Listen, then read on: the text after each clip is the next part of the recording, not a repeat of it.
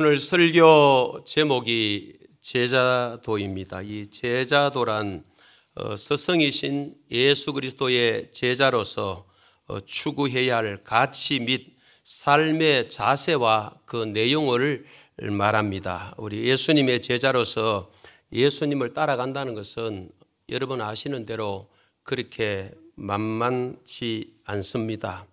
우리 마태복음 8장 19절 20절 말씀을 우리 한번 읽어보실까요? 시작. 한 서기관이 나와 예수께 아뢰되 선생님이여 어디로 가든지 저를 따르리이다. 예수께서 이르시되 여우도 굴이 있고 공중의 새도 그쳐가 있으되 인자는 머리 둘 곳이 없다 하시더라. 아멘. 예, 서기관이 선생님이여 호칭을 부르면서 어디로 가시든지 저는 따라가겠습니다 할 때에 예수님 하신 말씀이 여우도 굴이 있고 공중에 새도 거처가 있는데 당신은 인자는 예수는 머리 둘 곳이 없다 하시더라. 이런 각오가 되어 있나 하는 거죠. 이 땅에서 메시아이신 예수님의 길은 영광의 길이 아닙니다. 세상으로부터 철저히 배척당하며 머리 둘 곳조차도 없는 그 고난의 길이었습니다. 이 길은 다름 아닌 십자가의 길입니다. 그러므로 예수님을 따르고자 결심한 자들에게 영광의 길은 결코 없다는 것입니다. 오늘 저와 여러분이 예수를 믿고 또 예수를 따른다고 하는데 사실은 진짜 예수 믿고 참 제자로서 예수님을 따르는 길은 그렇게 쉬운 길이 아니고 편안한 길이 아닙니다. 과거에 우리 믿음의 선조들이 예수 믿는다 그러면은 불신자들이 상당히 예수 믿는 그 삶에 대해서요 버겁다, 힘들다, 신앙생활 쭉 하는 이야기를 듣고는 어떻게 예수를 믿냐고. 예수 믿는 사람은 부지런하지 않고는 절대 예수를 믿을 수 없다고 그런 평가를 했잖아요. 물론 지금도 신앙의 정도에 따라서 다릅니다만은 오늘날 한국의 크리스천들이 이 예수를 따라가는 길을 너무 가볍게 여기는 경우가 너무 많은 것 같아요. 신앙생활을 너무 가볍게 생각하고 편하게 여기는 경우. 그래서 여러분 아시다시피 한국의 개척교회가 안 된다는 표현이 맞겠죠. 제가 개척할 때 30년 전입니다만은 그때하고 한 세대 차이인데 지금이 너무 차이 나는 거예요. 제가 오늘 새벽기도 마치고 옛날 주보 93년도 6월 13일부터 찍었는데 그때 설립했으니까 등록한 사람들을 쭉 살펴봤어요. 주보를 목양실에서 넘기면서 95년도까지 2년 반이죠. 93년도 6월부터 94년, 95년. 지금 우리 여기 남아 계신 분이 몇 분일까? 정확하게 10분이 남아 계시더라고요. 10분. 지하교인 10명이 딱 남아 계세요. 그때 지하라는 환경, 교회적인 환경은 정말 사람으로 말하면 볼품없는 거고 건물로 말하면 옛날 건물의 위치도 그렇고 뭘 보고 중방동 시외버스 정류장 뒤쪽 한전 맞은편에 그 지하를 찾아오셨을까? 그렇다고 교통도 좋은 것도 아니고 주택도 아파트도 있는 것도 아니고 옛날 주택가에 거기서 출발했는데 지금 10명이나 남아 계시더라고요. 예, 스스로 찾아온 분들입니다. 거기에 저 지인은 거의 없습니다.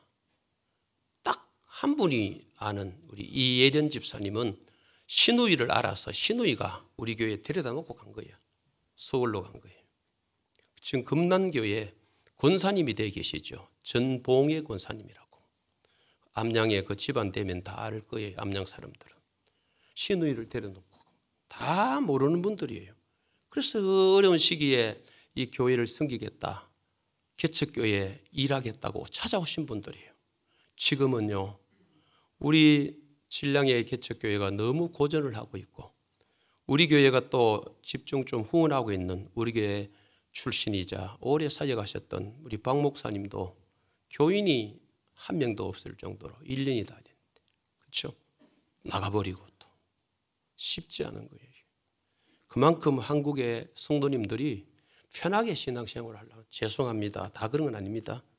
헌신하고 섬기겠다는 것보다는 어떻게 하면은 교회를 통해서 공급받을까, 은혜부터 해서 그 다음 내 사랑하는 자녀들을 어떻게 하면 잘 교육시킬까. 당연하죠. 부모로서는요, 교육 환경이 좋고 여건이 갖춰져 있는 그런 교회 위주로 등록을 하고, 또 말씀의 은혜는 받지만은 뒷전에 있어도 아무런 부담이 없는 뒤에 앉아 예배드리고 돌아오고, 이래서 대형 교회는 점점 수가 늘어나고 그 밑에 교회들은 너무 어려운 거예요. 왜 그럴까요?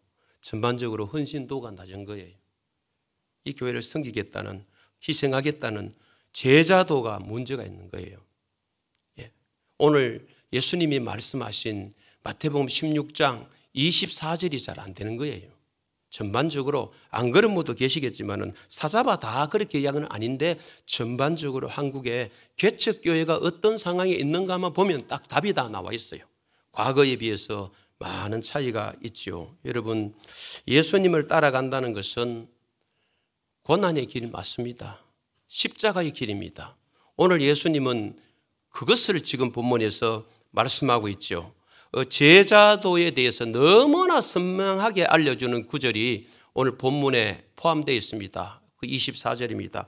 24절을 좀 나누기 전에 앞에 있는 내용을 잠깐 언급하고 보도록 하겠습니다. 먼저 첫째는 예수님의 예고입니다. 예수님이 어떻게 예고하시는지 우리 21절을 한번 읽어보실까요? 시작. 이때로부터 예수 그리스도께서 자기가 예루살렘에 올라가 장로들과 대제사장들과 서기관들에게 많은 고난을 받고 죽임을 당하고 제3일에 살아나야 할 것을 제자들에게 비로소 나타내시니, 장로들, 대제사장들, 서기관들부터 뭘 받습니까? 첫째는 고난을 받고, 둘째는 죽임을 당하고, 그 다음에 뭡니까? 살아나야 할 것이라고 제자들에게 비로소 그랬습니다. 이때부터 나타내셨다. 그래서 이때로부터라고 해서는 앞쪽 문맥을 보면은 베드로가 주는 그리스도시요 살아계신 하나님의 아들입니다 하고 신앙 고백한 그때로부터 예수님이 이제 이야기를 하시는 거예요. 이때쯤 되면은 이 정도 이야기하면 알아듣겠다 싶어서 이야기하셨는데, 뒤에 내용을 보면은 베드로부터 해서 제자들은 이 예수님의 21절 하신 말씀을 도대체 이해할 수가 없는 겁니다. 이해할 수 없는 겁니다. 예. 자, 우리 이때로부터라는 이 문구는 화면을 내렸어도 됩니다. 화면을. 예. 이때로부터라는 이 문구는 마태복음에 두 번 나오거든요. 4장 17절, 오늘 본문 21절입니다. 마태복음 구조에서 중요한 두 전환점을 제공해 주고 있습니다. 바로 이 표현은 예수님의 사역에서 결정적인 새로운 단계를 도입할 때 사용되는데, 4장 17절에서는 예수님의 갈릴리 사역을 알려주는 것이고, 오늘 본문 16장 21절은 바로 예수님의 순환의 길의 시작을 알려주는, 그래서 이때로부터 내용이죠. 이런 두 전환점이 있다는 것을 기억하시고, 여기 예수님의 말씀에 대해서 두 번째 우리 베드로 항변을 좀 보도록 하겠습니다. 베드로는 어떻게 항변합니까? 22절 한번 읽어보실까요? 시작. 베드로가 예수를 붙들고 항변하여 이르되 주여 그리 마옵소서, 이 일이 결코 주께 미치지 아니하리다. 예수님을 붙들고 아주 강요하는 태도로 붙잡는 걸 말합니다. 그리고는 항변했다. 이 항변한다는 것은 비난하다, 꾸짖다, 책망하다는 뜻인데, 이 단어는 누가복음 19장 39절에 책망하다라고 번역되었고, 마태복음 17장 18절, 마가복음 1장 25절에는 꾸짖다라고 번역되었습니다. 그리고 마태복음 12장 16절에는 경고하다라고 번역되었죠. 바로 이 항변하야라는 이 헬라 단어는 책망의 의미가 담긴 강력한 경고를 나타내는 단어입니다. 베드로는 어떻게든 예수님의 뜻을 돌이키자 예수님을 책망조로 강력하게 만류했죠. 이 그리스도라는 개념을 하나님의 관점에서 본 것이 아니고 사람의 관점에서 예수를 바라본 거예요. 그러니까 이렇게 주님은 예루살렘에 올라가셔서 그런 일 당하시면 안 된다고, 그래서 뒤에 보니까 주여 그리 마옵소서, 행하지 마옵소서 하고 강력하게 예수님을 붙잡고 늘어지는 것을 보게 됩니다. 여기에 대해서 세 번째 예수님의 책망을 좀 보도록 하겠습니다. 23절 한번 읽어보실까요? 시작. 예수께서 돌이키시며 베드로에게 이르시되 사탄아 내 뒤로 물러가라. 너는 나를 넘어지게 하는 자로다. 내가 하나님 일을 생각하지 아니하고 도리어 사람 일을 생각하는도다 하시고, 예수님은 베드로를 꾸짖기 위해서 세 가지 호된 책망을 하시는데, 첫째가 뭡니까? 사탄아 내 뒤로 물러가라. 베드로가 사탄이라는 뜻은 아니겠죠. 사탄에 이용당한 도구 베드로, 메시아된 주님의 길을 가로막는 역할을 하고 있다는 그 사실이 바로 뭡니까? 이거는 마귀적인 일이다, 사탄적인 일이다. 그래서 베드로의 생각이 사탄의 생각과 일치하기 때문에 그렇습니다. 또 베드로의 행동, 이 행위가 사탄이 한 일과 동일하기 때문에 그렇습니다. 그리고는 두 번째 보니까 너는 나를 뭐하는 자라? 넘어지게 하는 자로다. 예수님 앞에, 베드로는 앞에 칭찬을 얼마나 들었습니까? 주는 그리스도시요 살아계신 하나님의 아들이라는 신앙 고백을 했을 때 예수님은 바요나 시몬아 네가 뭐가 있다? 복이 있다고 바로 안문맥이 나와요. 그렇게 칭찬을 베드로를 향하여 하셨는데, 오늘 본문에는 너는 나를 넘어지게 하는 자로다. 장애물이라는 거죠. 방해물이라는 거죠. 사실 조금 전만 해도 방금 말씀드린 대로 우리 베드로를 예수님은 반석이라고 부르셨습니다. 그러나 지금은 사탄의 조국으로 전락한 지금은 바로 장애물이 되었다. 그리고 그 다음 하신 이야기가 뭡니까? 네가 하나님 일을 생각하지 아니하고 도리어 사람의 일을 생각하는도다 하시고 그랬죠. 베드로의 태도는 하나님의 일이 아닌 사람의 일만을 생각하는 것이기 때문에 예수님에게 걸림돌을 댈 수밖에 없었습니다. 여기 하나님의 일이 뭡니까? 하나님께서 이미 계획하신 반대로 예수님 말씀하신 21절 그대로 됩니다. 그죠? 예루살렘에 올라가서 장로들, 대제사장들로부터 뭘 당합니까? 고난당하고 죽임당하고 십자가에 못 박히는 것이 바로 뭡니까? 하나님의 뜻이요 하나님의 일입니다. 주님은 그거 하시러 이 땅에 오셨는데 수제자인 베드로부터 해서 나머지 제자들은 도대체 이해를 못하는 거예요. 그런 메시아관이 아닌 거 있죠. 이게 정확한 메시아의 역할인데 베드로부터 해서 나머지 11 제자들은요 이런 메시아를 기다리지 않고 정치적인 메시아를 기다렸던 거예요. 그 당시 이스라엘은 로마 압제 아래에 있었습니다. 로마 지배 아래에 있었기 때문에 로마로부터 해방시켜 주시는 메시아, 그 예수를 기대한 거 있죠. 그러니까 자기들의 기대와는 너무나 동떨어진 예수님의 길을 가로막아 선 것이 뭡니까? 베드로예요. 가시면 안 됩니다.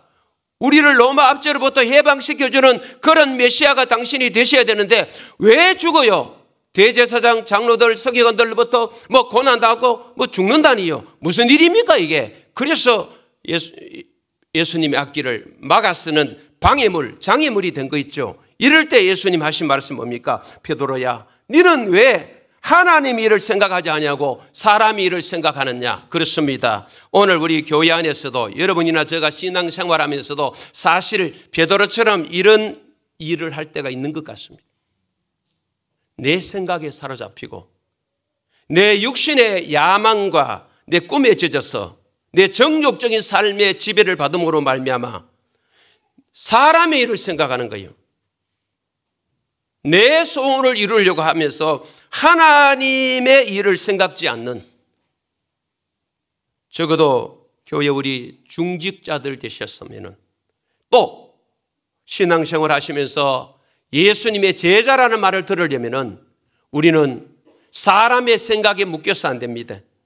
하나님께 관점을 두고 하나님의 섭리와 하나님의 역사하심에 묶여서 그분의 뜻을 따라 살아가는 것이 바로 뭡니까? 성도의 삶이요 제자의 삶인 줄 믿습니다.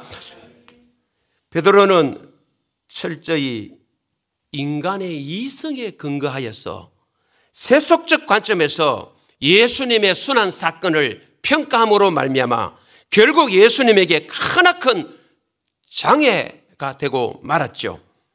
여러분, 하나님의 관점, 하나님의 일에 하나 생각하시고요. 또 사람의 관점, 사람의 일 한번 서로 비교해 보시죠. 교회의 일이나 여러분의 일이나 자녀의 앞길이나 하나님의 관점에서 보셔야 돼요. 부모의 눈, 부모의 관점이 아닙니다. 물론 부모의 눈과 부모의 관점이 하나님의 관점에 묶여 있다면 좋지요. 그러나 부모의 관점, 부모의 눈이 하나님의 관점, 하나님의 눈에 거리가 먼데도 사랑하는 자녀들에게 계속해서 그걸 요구한다면 그거는 부모로서 자녀들의 앞길을 잘못 인도하고 있는 것이라는 것이죠.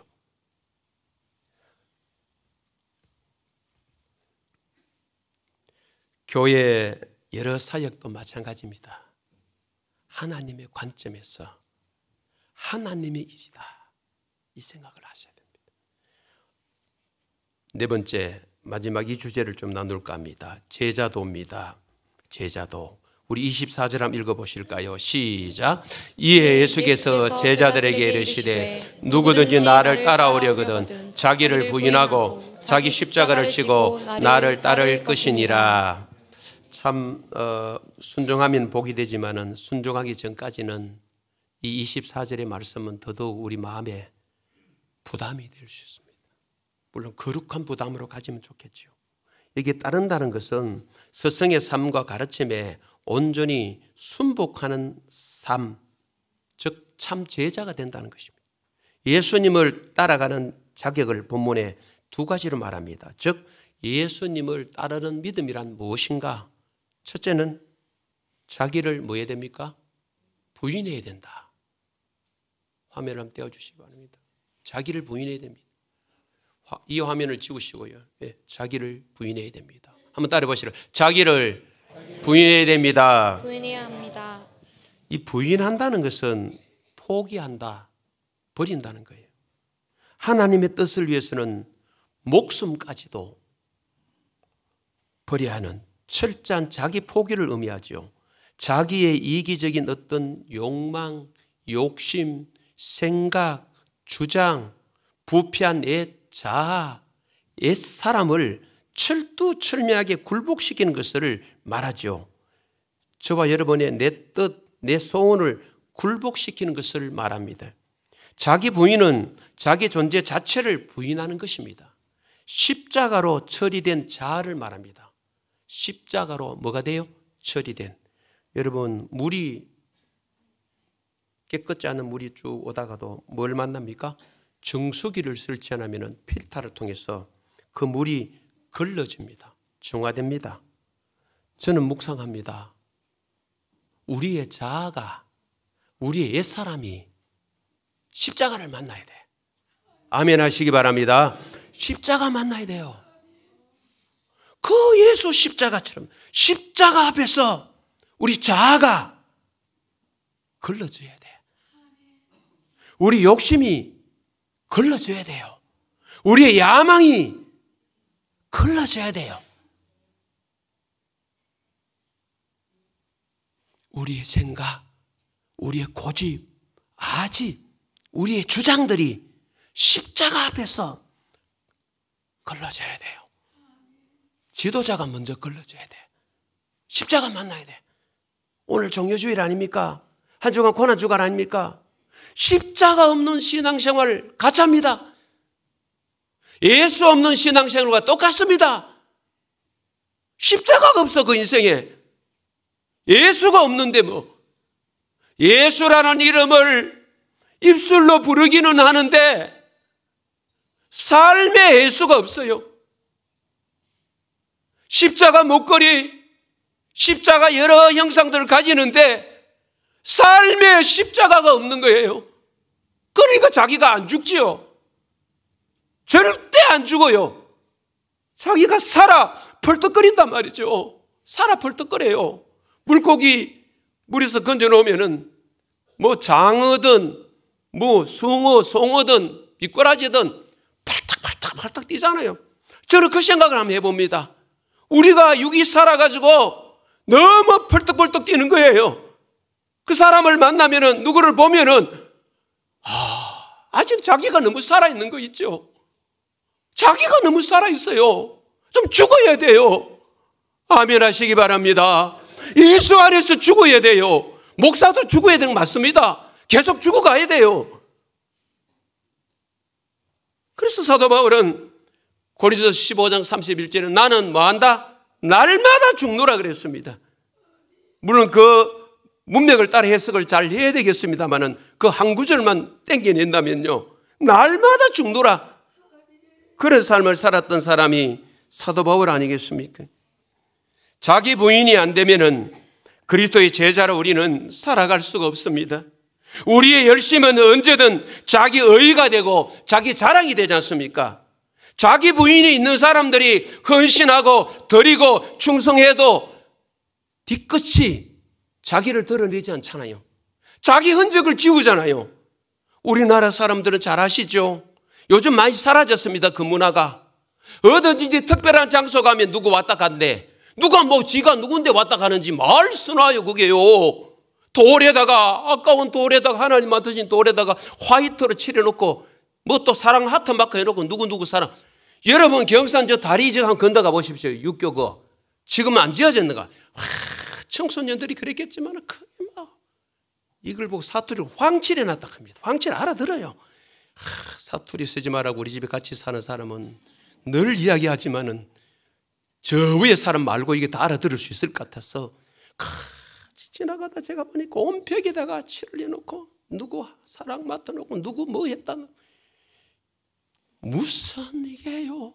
사람은요, 자기 흔적을 예수 진짜 믿는 사람은 지워나가요. 아멘 하시기 바랍니다. 저도 마찬가지입니다. 뭐 30년 목회가 뭐 대단하다고? 뭐 나를 남기려고? 그래서 전도지의 이름도 빼고 달력의 이름도 빼고 여러분 잘 아시죠? 그래서 어떤 우리 교회 달력하는 데를 보고는 성관계 담임 목사 공서기각을, 공서가 아니다. 내가 있다. 주님이 계시면 되고. 아멘 하시기 바랍니다. 목사 이름이 그렇게 거론 안 돼도, 거명 안 돼도 우리 신앙생활에 큰 지장이 없네. 그런데 예수 없고 십자가 없으면은 신앙생활에 지장이 있는 거예요. 예수 점검하셔야 돼요. 십자가 점검하셔야 돼요. 그분 앞에 서야 우리 내려놓음이 시작되고 권리 포기가 시작되는 거예요. 그분 앞에 서기 전에는 권리 포기 안 됩니다. 내려놓으면 안 됩니다. 쉽지 않습니다. 예, 자기 부인 쉽게 되나요? 내가 살아 펄떡거리는데 내 이름 드러내고 싶고 나를 나타내고 싶고, 이게 정상적인 일반적인 인간의 모습 아니겠습니까? 그러나 우리가 진짜 예수를 만나면은 우리 이름 감춰지고 있는 듯 없는 듯. 그런데 그 사람의 헌신은 남아있는 거예요. 그분의 이름은 없어도. 여러분, 자기 부인이 얼마나 어려운지, 모세는 자기 부인의 과정이 40년 걸렸죠. 애굽의 왕실에서 자라난 모세는 자아가 얼마나 충만했습니까? 열심히 너무 강해서 결국 애굽 사람을 죽인 후에 미디안 광야로서 도망가잖아요. 그 광야 40년 생활이 모세는 자기 부인을 배운 것 같아요. 나는 아무것도 아니구나 이게. 하나님이 그를 부르셨을 때 모세는 출애굽기 나오잖아요. 나 아무것도 아닙니다. 나 할 줄은 모릅니다. 뭐도 모릅니다. 하는 게 아무것도 없습니다. 고백하잖아요. 자기 자랑이 전혀 없는 모세의 모습 아닙니까? 바로 그때 하나님이 그를 부르신 거예요. 자기 의의로 가득 차 있을 때 모세를 부르는 거 아닙니다. 자기 의의에 가득 차서 애굽 사람 막 죽이고 할 이때에 하나님께서 모세를 부른 거 아니에요. 인간적으로 힘으로 봐서는 40대 모세를 부르는 게 낫지만, 그러나 하나님은요 40년 다시 묵히시는 거예요. 과일로 말하면 숙성이에요. 숙성. 푹 죽도록 만드는 거예요. 어디에서? 그것도 광야에서. 광야에서 모세가 모세 되는 거예요. 여러분, 자기 부인이 되지 않으면 하나님이 일을 하기보다는 잘못하면 자기를 드러내고 하나님 앞에 방해자가 될 수가 있습니다. 그래서 자기 부인을 위해서 필요한 것은 저는 생각합니다. 광야라고 생각합니다. 장소적인 광야, 시간적인 광야 필요합니다. 광야에 한번 써보십시오.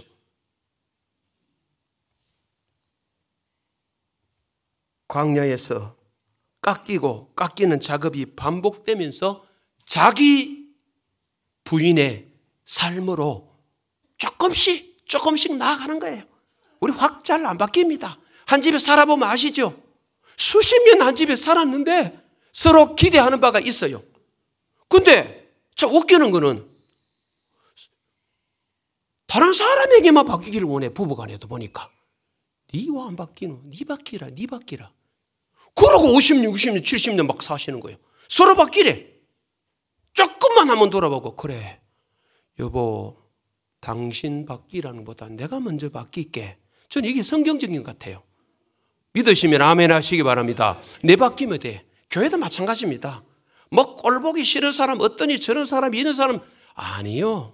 내가 내 자신이 부인되고 내가 없어지면 못 받을 사람은 아무도 없어요. 이게 다 받는 거예요. 스펀지예요, 스펀지. 그래서 대해불택 세례라는 말이 있죠. 대해불택 세례. 큰 바다는요, 어떤 강물, 색 강물 다 받는다. 불택 아니래. 바다는 다 받아. 맞죠? 색 강물부터서 큰 강물, 바다는 못 받는 물이 없어요. 다 받잖아요. 그러면 우리가 모든 사람, 어떤 사람이라도 다 받으려면 내가 예수 닮은 작은 예수로서 성숙한 사람이 되면 되겠죠. 그 사람 되면 끝이에요. 뭐 이 사람 꼴보기 저 사람 아니에요. 내만 바뀌고 내만 성숙하면, 내만 작은 예수가 되면은 못 받을 사람 아무도 없다.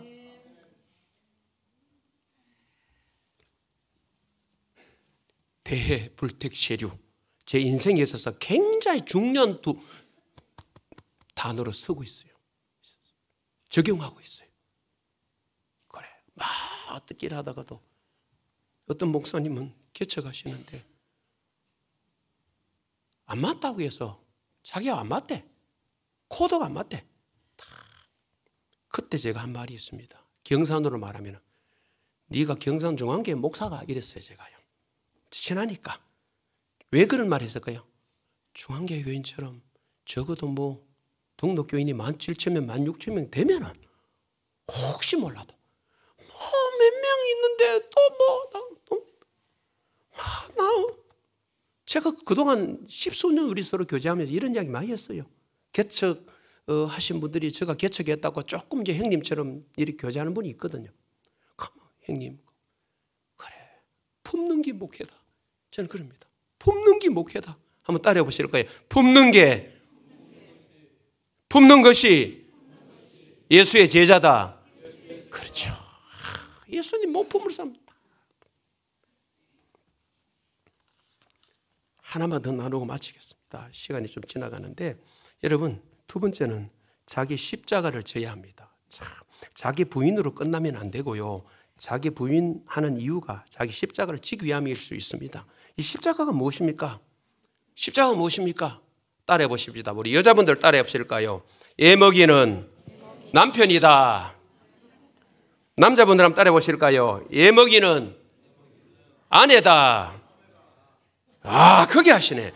사실은 그 훌륭한 아내를 두신 분인 줄 제가 알고 있습니다. 저하고 우리 한 통로에 살고 계신 집사님이신데, 너무 신나게 사시는 것 같아요. 우리 집사님 보면서. 예, 절대 우리 권사님이 남편 집사님께 애를 먹이지 않는 우리 정권사님인 줄 저는 확실히 압니다. 왜냐하면 우리 교회 등록하기 전부터 올해부터 알고 있기 때문에 그렇습니다. 예, 그런 건 아니고 간혹 그렇게 이야기합니다. 목사님들 또 이런 이야기해요. 십자가 자기 애먹이는 성도래. 아니에요. 애먹이는 자식? 사실 아닙니다. 본문의 십자가를 그렇게 해석하시면 안 되겠죠. 각자에게 주어진 사명으로 넓게는 보면 좋을 것 같아. 우리에게 주신 사명이 십자가예요. 예. 또 우리에게 주어진 순종할 어떤 목 있죠. 순종해야 될 목, 순종해야 할 삶, 그렇죠. 그게 십자가예요. 예. 결국은 당시로 본다면은 이 십자가라는 것은 뭘까요? 희생과 고난과 죽음을 상징합니다. 앞에 있는 대로 이 사명을 감당하기 위해서 죽음까지도 각오하는 거 아닙니까? 우리에게 요구하는 순종의 삶을 살기 위해서 때로는 뭡니까? 고난 정도 넘어서는 죽음까지도 받아들여야 되는, 그게 십자가예요. 그죠? 네. 십자가. 그래서 십자가 지는 삶은 내가 죽고 누가 사는 삶일까요? 한번 따라해 보시다. 십자가 지는 삶은 내가 죽고 예수가 사는 삶이다. 말씀을 정리합니다. 주부의 존 스토트 목사님, 데이빗 왓슨 목사님, 제자도, 제가 목욕실에 있는 책들입니다. 우리 존 스토트 목사님은 제자도 변함없는 핵심 자질 8가지 주제를 한번 불러보겠습니다. 8가지. 불순응, 닮음, 성숙, 창조 세계를 돌봄, 단순한 삶, 균형, 의존, 죽음. 8가지를 이야기했습니다. 그 두 번째 주제 닮음에 있어서 무엇을 닮아가야 되는가? 5가지. 성육신하신 그리스도를 닮아가야 된다. 성김의 삶을 사신 그리스도를 닮아가야 된다. 사랑의 삶을 사신 그리스도를 닮아가야 된다. 오래 참으신 그리스도를 닮아가야 된다. 선교의 사명을 감당하신 그리스도를 닮아가야 된다. 이렇게 이야기하고 있습니다. 데이빗 왓슨 제자도 제자는 예수님으로부터 부름받은 자들인데 4가지 이야기합니다. 제자는 순종애로 부름을 받았다. 또 제자는 섬김애로 부름을 받았다. 제자는 단순한 삶애로 부름을 받았다. 제자는 고난애로 부름을 받았다. 두 사람 다 공교롭게도 단순한 삶을 다 이야기했어요. 이 제자도 있어서 단순한 삶이 그렇게 중요한가 봐요. 결국은 제자도는 뭡니까? 끝에는 고난과 죽음입니다. 누구를 위한? 예수를 위한 거죠. 예수를 위한 거죠. 여러분, 이번 한 주간 고난주간 보내시면서 24절을 하루에 한 번 정도는 읽어요. 2번, 3번 읽으라 안 하겠습니다. 한 번 정도는 24절을 읽으시면서 내 안에, 우리 삶 안에 내 자신이 부인되고 있는지, 십자가를 지고 있는지, 그러고는 예수를 따라가는지 점검해 보시면 좋을 것 같아요. 한 주간 승리하시기를 주님의 이름으로 축원합니다.